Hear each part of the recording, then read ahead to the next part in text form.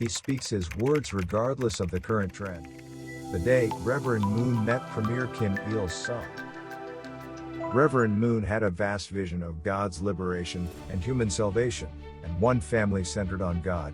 After receiving his calling from heaven at the age of 16, that vision became his reason for living, and a life goal he must achieve. After he established the reason for his existence in the world, Rev.Moon's life was a series of life and death adventures. No matter the danger, he did not stop his journey to fulfill God's providence, even if it meant risking his life. In 1991, Rev.Moon visited his hometown, North Korea, and met with Premier Kim Il-sung.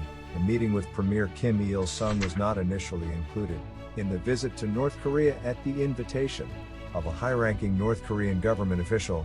Since the North Korean government was so strict, there was a high possibility that the meeting would not happen.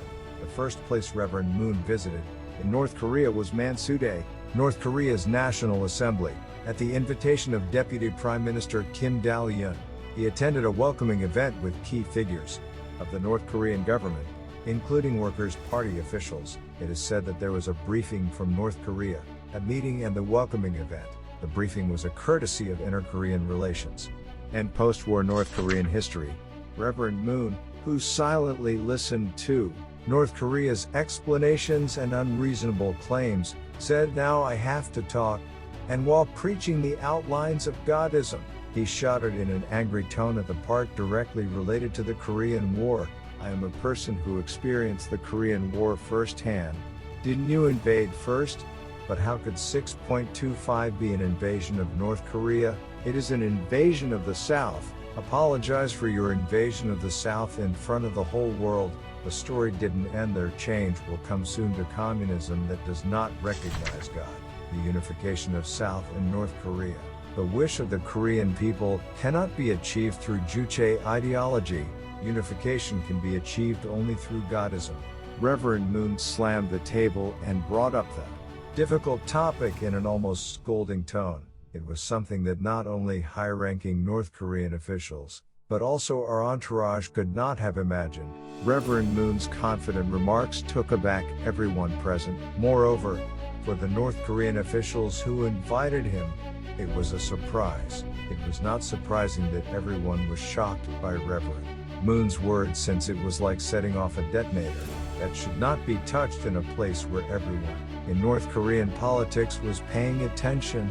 The face of Deputy Prime Minister Kim Il-sung, who had been kindly guiding the teacher until then, hardened, and the atmosphere suddenly became cold. Park Bo-hee, president of Segye newspaper, who accompanied Rev.Moon, then said, "Will I be able to return to South Korea alive?" One of the Labour Party executives said this to President Park, "You can't leave North Korea. All you have to do is fly a plane and shoot in the air that leaves no trace." In a situation like this, President Park resigned himself to giving up on meeting with Premier Kim Il-sung at this point, but Rev.Moon again said this to President Park, "If he says he won't meet me just because I said this, he's a petty person, so if he doesn't want to meet me, I don't need to meet him either." But this brought about another twist. When Premier Kim Il-sung heard this remark, he laughed out loud and said, "I should meet someone with that kind of guts."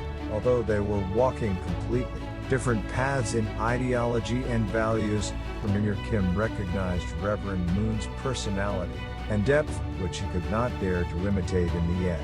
Premier Kim held a private meeting on the spot and personally prepared a luncheon.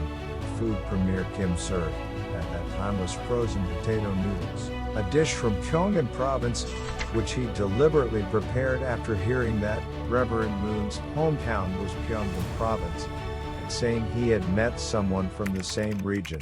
Rev.Moon, who led the victory over the anti-communist movement, and Premier Kim, the originator of Juche ideology, became close enough to exchange friendly relations on the spot, and agreed on 10 clauses regarding inter-Korean cooperation.